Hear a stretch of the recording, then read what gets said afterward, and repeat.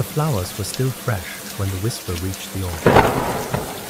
Serafina stood in white linen and borrowed silver, her hands folded before her like a woman in prayer, though she had stopped praying 3 years ago. The great hall of the room was filled to its stone rafters. 400 wolves seated on carved benches, candles guttering in iron sconces, the scent of pine boughs and roasted venison thick in the air.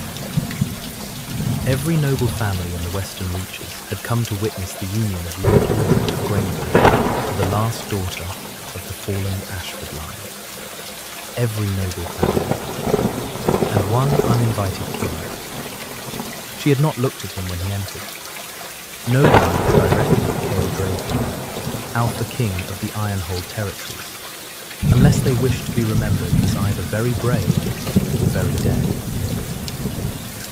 He had arrived an hour before the ceremony with 6 of his black guard, said nothing to the host, and taken a seat in the back of the hall, as though he were watching a mildly interesting execution. But the groom's chair was empty. 5 minutes became 10. 10 became 20. The murmuring started like a slow tide. Nervous laughter from the younger wolves, sharp whispers from the elders, and then the silence. The terrible silence that falls when a crowd realizes it is witnessing not a delay, but a humiliation. Lord Aldrich of Greenwood was not Lord. Lord Aldrich of Greenwood was gone. Serafina's stepmother, Lady Voss, rose from the front bench. Her smile was a careful practice, the smile of a woman who had been waiting for this moment, who had perhaps arranged it. It seems, Lady Voss said, her voice carrying music, that even a Greymoor lord cannot stomach the Ashford bloodlines of come. She turned to face the gathered group, palms covered. I did warn him. I told him what she is, what her mother was. Serafina did not flinch. She stood at that altar with 400 wolves staring at her, with her stepmother's poison filling the hall with smell, with the wreath of white heather still falling in her dark hair, and she did not flinch. Not once. On the back of the bed, Cale Draven's walk woke her. It did not stir gently. It did not stretch and yawn. It slammed against the inside of his chest like a creature that had been caged for 300 years and had just heard the lock click open. His fingers tightened on the nails. The wood cracked beneath his grip. His baiter, Theron, leaned close. My king? Cale did not answer. He could not answer. Because something was happening that had not happened since the curse took root in his bones 3 centuries ago. He was feeling warm. A single point of heat, faint as a candle seen through a blizzard, centered somewhere behind his sternum, and pulling toward the woman standing alone at the altar. No, not possible. The curse had taken her from him. The witch who had loved him, and whom he had failed to love back, 300 years without work, without rest, without the ability to feel anything beyond the dull weightage and the sharp edge of violence. 300 years of frost in his veins. And now this woman, this discarded, humiliated nobody of a woman, was burning a hole through him. Lady Voss was still speaking. Perhaps we should spare the girl further embarrassment. She can return to the servants' quarters, where she... The doors of the great hall, not the side doors, the main doors. The ones that required 2 men to open, the ones carved with the wolf sigil before them. They swung inward on iron hinges, and the sound cut Lady Voss off mid-sentence. But no one had entered from outside. The sound had come from Cale Draven standing up. 400 400 years, but still. The black guards shifted to flank formation for an instant, hands on sword hilts. But Cale raised one hand without looking at them, and they froze.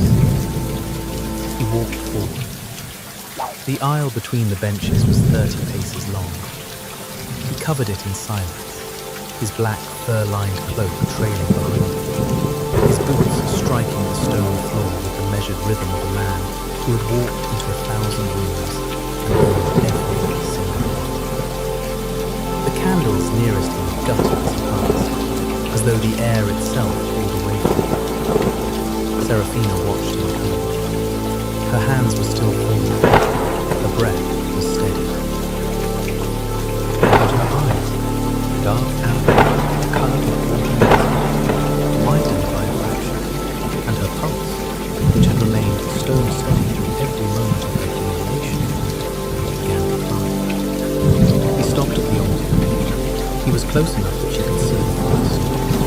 Actual frost. A thin rime of ice that traced the veins on the backs of his hands, crept along his jaw, gathered at the corners of his steel grey eyes. Close enough that she could feel the cold radiating from him, the bone-deep winter that had nothing to do with the season. Close enough to see that beneath the frost, beneath the iron and the silence, something in his eyes was desperate. He turned to face the hall. The Greymore Lord has abandoned his claim. His voice was low and carried the way thunder carries, not because it was loud, but because nothing else dared make a sound. I will take his place. The silence that followed was not the polite silence of a court absorbing news. It was the paralyzed silence of prey animals who have just realized that the predator is not passing through. Lady Voss recovered first. Your Majesty, surely you cannot mean she is an Ashford. The bloodline is disgraced. Her mother was a... Choose your next word with extraordinary care, Lady Voss. He had not raised his voice. He had not turned to look at her. The temperature in the hall dropped 3 degrees, and the frost on his hands crept visibly up his wrists. Lady Voss closed her eyes. Cale turned back to Seraphina. For a moment, neither of them spoke. The hall held its breath. "You do not know," he said, quiet enough. Quiet enough that only she could hear. "And I would not ask you to trust what you do not know." "Then why are you standing here?" she asked. Her voice did not tremble. Her chin was up. She met the eyes of the Alba King as though she had been doing it her entire life. Something cracked behind his ribs. Not pain. Not quite. The ghost of a sensation he had forgotten the name for. "Because my wolf will not let me stand anywhere else." She studied him for 3 half-months. Then she said, with a calm that made the woman's hand fall from the sword hilt in pure bewilderment, "Then I suppose you should stay." The officiant, a trembling elder who expected to bind a minor lord to a minor lady, but instead found the Alpha King at his altar, completed the bonding rite in a voice that cracked twice. When it was done, Cale extended his hand to Seraphina. She took it, and the frost on his fingers receded, just barely, just around the point where her skin touched his, for the first time in 300 years. The journey to Ironlord took 2 days by walk. Cale's fortress sat on a black granite cliff above a frozen river, its towers sharp against the sky, like the spine of some ancient, sleeping beast. Inside, the halls were vast and cold, not neglected, immaculate, in fact. Every stone in place, every torch lit precise intervals. Cold. The kind of cold that seeped into the wall because the man who ruled it had forgotten what warmth was, and the castle had learned to match it. Seraphina was given chambers in the east tower, fine chambers. The fire burned in the room.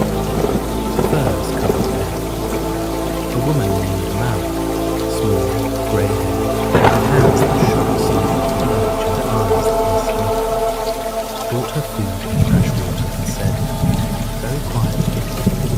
He has not brought anyone in 140 years.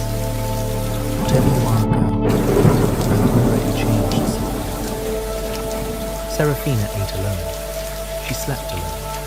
And in the morning, she began to walk. She walked through every corridor of iron she could reach. She found the great hall with its throne carved from sealed black oak, the seat worn smooth by centuries. She found the library, with shelves heavy with dust. She found the kitchen, where the cook, a large, nervous man named Bertram, dropped a pot when she walked in, and then stared at her as though she had materialized from a ghost story. And she found the garden. It was an interior courtyard, walled on all sides by dark stone. Once it must have been beautiful. She could see the bones of it.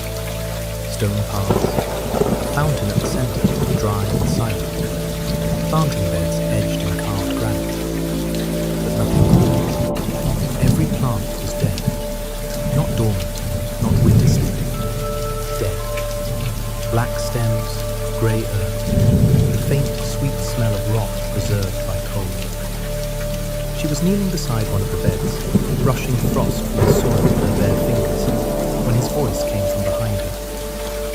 It died the night the curse took hold. She did not start. She had heard his boots on the stones, and something else, something beneath the sound, a low vibration she felt more than heard, like the hum of a bowstring after the arrow was flown. What was it? She asked, not turning. Frozen. A pause. My mother found. She turned. He stood in the archway, arms crossed, frost visible on every inch of exposed skin. In daylight, the curse was starker. The blue-white tracery along his jaw.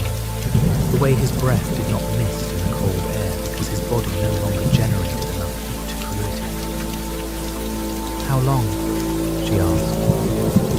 312 years. And no one has been able to break it? 17 healers, 9 sorcerers, 2 blood sacrifices that I did not authorize, and 3 that I did. His voice was flat, factual, as though he were reading an invoice. The witch who cast it was specific. The curse feeds on isolation. The more I will, the colder I become. The more I am feared, the more it cannot be broken by power. Every healer who has tried is told the same thing. What do they tell you? He looked at her, and for just a moment, the mask slipped. Not anger, not authority, but something so raw and tired it made her chest ache. But it can only be broken by someone who sees it. Not the crown, not the wall. Me. He exhaled. In 3 centuries, no one has. Seraphina stood. She crossed the dead garden, the steps careful on the frozen path, and stopped in front of him. She was tall for him, but he still towered. Broad-shouldered, armored in leather and silence, radiating cold the way forge radiates heat. She reached up and pressed her palm flat against his chest, over his heart. He flinched, not from pain, from sensation. Because where her hand rested, for a radius of perhaps 3 inches, the frost retreated. He could feel the pressure of her fingers. He could feel the warmth of her skin. After 3 centuries of nothing, the shock of it buckled something inside him. What are you doing? His voice was barely a whisper. His wolf was utterly still, poised at the edge of something enormous. Seeing me, she said simply. He did not move. He did not breathe. And in the dead garden behind them, deep beneath the frozen earth, something stirred. The days that followed were not easy. Theron watched her with careful suspicion. Not cruelty, but the wariness of a beater who had spent 3 centuries protecting a king from hope and was not ready to stop. The court was worse. Wolves who had served Ironhold for generations looked at her and saw an ashford. The bloodline that had fallen, the family that Lady Voss had systematically dismantled and rewritten as disgrace. But it was Lady Harad who was dangerous. She arrived on the 4th day, tall, silver-haired, with a face carved from the same stone as the fortress, elder of the High Council, advisor to 3 generations of Ironhold kings. And she swept into the great hall during the evening meal, looked at Seraphina sitting near the alpha table, and said, clearly enough for every wolf in the room to hear, "So, the cursed king has brought home a stray." Silence. Forks stared, eyes dropped. Seraphina set down her cup. "I was not aware strays were seated at the alpha's table," Lady Harad. If you are enjoying this story and want to hear more like it, take a moment to read it. It truly makes all the difference. Harrod's eyes narrowed. You sit there because of a bond that has not been publicly witnessed or verified. Any she-wolf of noble blood may challenge your claim before me. I trust you are aware of this. I am. And you are prepared to be challenged by wolves who have trained since birth. Seraphina held her gaze. I have survived things that would have broken wolves who trained since birth. I will manage. From the head of the table, Cale watched her. His wolf paced behind his ribs. Not agitated, not aggressive, fierce, devastated, and the frost along his knuckles was another fraction of an inch. That night, he found her in the library. She was seated on the floor between 2 shelves, a heavy volume open across her knees, reading by the light of a single candle she had brought herself, because no one had thought to light the library sconces in over a century. "You are reading Valdres," he said from the doorway. "His account of the first Pegasus. It is inaccurate in several places, but the prose is beautiful." He almost smiled. The muscles had not performed the action in so long that the impulse stored somewhere between intention and execution. But it was there, a hairline fragment of 3 centuries of stone. He sat down across from her, his back against the opposite shelf. The aisle between them was narrow enough that his outstretched legs nearly touched her folded knees. Close enough that she could feel the cold radiating from her. Close enough that he could hear her heart. Steady, steady. And then, when his knee brushed hers, a skip. A single, telling skip. "Lady Harad will challenge my position," Seraphina said, not looking up. "Lady Harad will do nothing." His voice was quiet but certain. "I will not allow it. You cannot shield me from pack law and claim I belong here in the same breath." She used his name, not his title, not Your Majesty.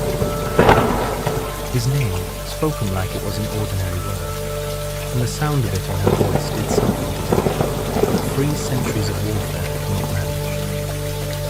"You are not wrong," he said. "I am rarely wrong." She turned the page. "It is one of my more irritating qualities." The silence between them was not empty. It was warm, or as close to it as anything in Ireland had been in 300 years. He watched her read. She let it. And neither of them mentioned the way the frost on the nearest wall had begun, almost imperceptibly, to weep. On the 7th day, Lady Harad struck. Seraphina woke to find Marin standing over her bed, face grey with fear. "You must dress, now. The Elder has invoked the right of proving. She has named a champion." Lady Islip of the Northern Ridge. The challenge is set for noon. Islip? Seraphina sat up slowly. The warrior? She has killed in 11 formal challenges. She has never lost. Seraphina looked at the old woman's shaking hands. Then she said, gently, "Valid. Only something. I think better when I'm at home." The great hall was packed by the time she descended. Every wolf in Ireland would come. The challenge circle had been drawn in the center of the floor. A ring of crushed ash and bone, ancient as the fortress itself. Lady Islip stood inside, stripped to fighting weapons, a woman built like a siege weapon, with pale scars flattened her arms, and a gaze that carried no malice, only professional certainty. Cale was on his throne. The frost had spread over the land. It now crept past his body, tracing his throat, and his hands on the armrests were white with ice. His eyes burned. Theron stood beside him, one hand on the king's shoulder, and Seraphina understood at once that the beta was not restraining his king out of caution. He was keeping him upright. The curse was accelerated. The closer Cale came to feel, the harder it fought to reclaim him. Seraphina walked into the circle. She was not a warrior. She had never trained with a blade or in war. She had never shifted, not once in her life. A fact that Lady Voss had used as proof that her blood was thin, tainted, unworthy. But Seraphina had not survived 3 years under Lady Voss by being what people assumed she was. Lady Islip was fast, brutal, a strike aimed to end things quickly. Seraphina sidestepped, not gracefully, not with trained precision, but with the raw, survival-honed instinct of a woman who had spent years reading the body language of people who meant her harm. She dodged a second blow, a third. The crowd murmured. Islip's expression shifted from certainty to confusion. And then Seraphina spoke. "Lady Harrow." The voice rang through the hall. She did not address her opponent. She addressed the woman who presented her. "You invoked this right to prove I am unworthy of the bond. The right does not test worthiness. It tests me." She turned in the circle, meeting every pair of eyes in the hall. "I am not a warrior. I have never pretended to be. But I walked into this circle knowing that, and I am still standing." She turned to face the throne. Cale's eyes were locked with hers, and the frost on his skin was cracked. Not melted, but cracked, as though something beneath it was pushing it out. "The right asks one question," Seraphina said. "Will I fight for my place here?" The answer is yes. Not with claws, not with teeth. She looked back at Islip. "I yield the combat, but I do not yield my claim." The hall erupted. Voices overlapped. Outrage, confusion, grudging admiration. Lady Harrow surged to her feet. The right demands she enter the circle and answer the challenge." Theron's voice cut through the noise.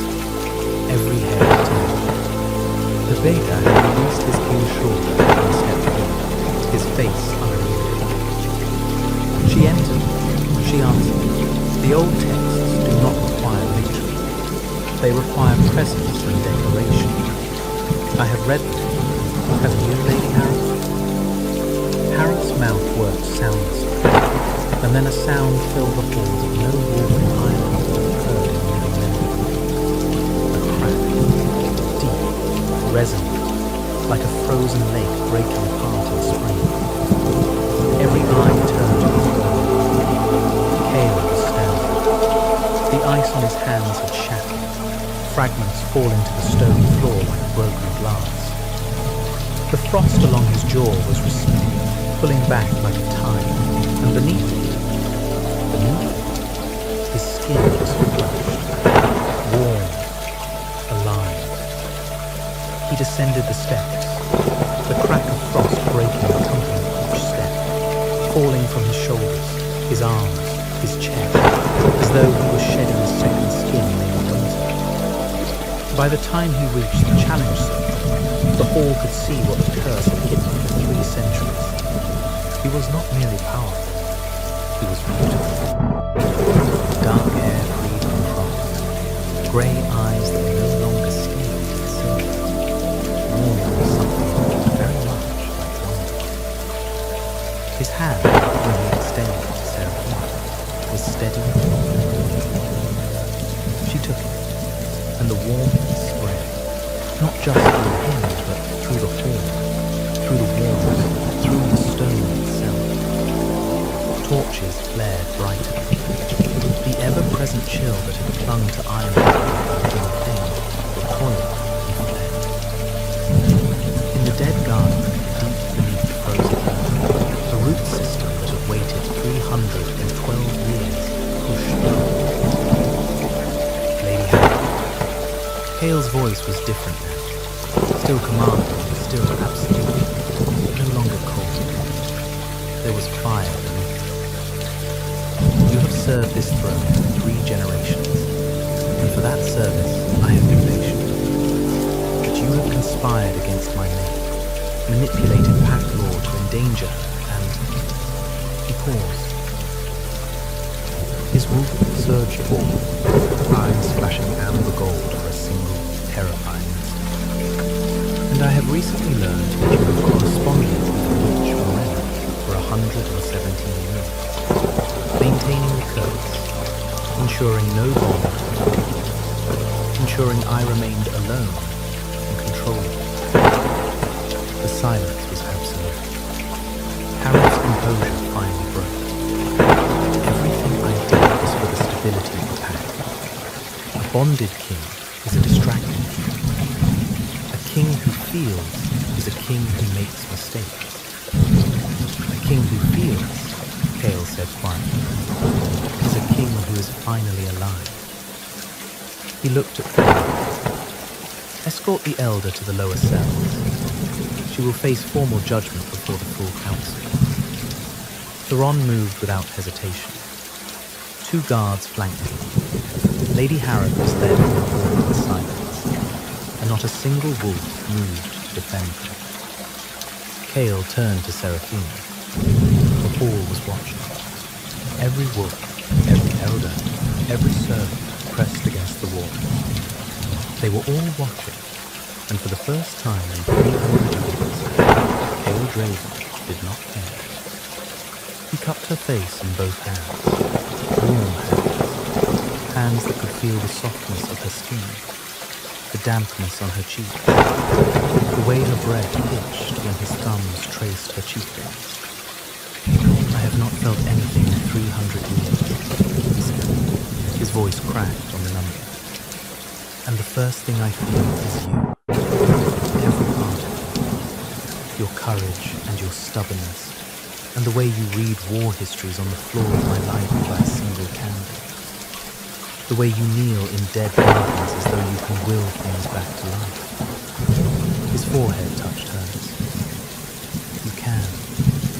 You did. You are. She kissed him, not gently, not with the careful restraint of a woman who had been taught to take up less space. She kissed him like she was slapping a clay with her arm. And the warmth that flooded through him was so sudden, so total, so devastating that his knees nearly buckled. He had not kissed anyone in 3 centuries. He had forgotten that it felt like this, like drowning and breathing at the same time, like coming home to a place he had never been. When they broke apart, the hall was silent. Then Theron, steady, suspicious, unshakable Theron, brought his fist to his chest in the old salute. One by one, the wolves of Ironhall followed. The sound of 400 fists striking 400 chests filled the hall like a war drum, and Seraphina stood in the center of it, with the Alpha King's hands still cradling her face, and understood, for the first time in her life, what it meant to belong. 3 months later, the roses bloomed, not tentatively, not in cautious, frost-shy buds. They erupted, deep crimson and ivory white, climbing the courtyard walls as though making up for 3 centuries of stillness, filling the air with a sweetness so thick that walls passing through the corridor would pause, inhale, and smile without knowing why. Seraphina tended them herself. She was there most mornings, sleeves rolled to her elbows, soiled beneath her fingernails, the crown of iron horn sitting slightly crooked on her dark hair, because she had a habit of pushing it aside when it interfered with her work. Marin brought her tea, Bertram brought her breakfast, Theron brought her security reports, which she read while pruning and occasionally corrected, because the beta had a blind spot regarding the southern border that she had identified in her second lead. Cale watched her from the archway most mornings. He did not pronounce himself. He simply stood there, arms crossed, warm, after 300 years, still marveling at it, and watched the woman who had broken. One morning, Marin brought not tea but a letter. She handed it to Seraphina with raised eyebrows and said nothing. The seal was Voss. Seraphina broke it open. She read it once, then again. Then she folded it carefully and tucked it into her apron. Well, Cale asked from the archway. Lady Voss writes to congratulate me on my coronation. She expresses her deep and abiding regret for any misunderstandings between us. She wishes to visit at my earliest convenience to pay her respects to the new Luna of Ireland. And? Seraphina looked up at him. The morning light caught the amber in her eyes, and the crown on her head caught the sun, and the roses behind her were so vivid they looked like they were burning. And I believe, she said with the faintest smile, that I will let her wait. Cale laughed. The sound was rusty, unpracticed, utterly genuine, and the wolves who heard it from 2 corridors away stopped in their tracks, because the Alpha King of Ironhold had not laughed in 312 years. In the garden, a new bud opened. So tell me, where are you listening from tonight? Drop a comment below and let me know what part of this story stayed with you longest. And, if this is your first time, hit that subscribe button.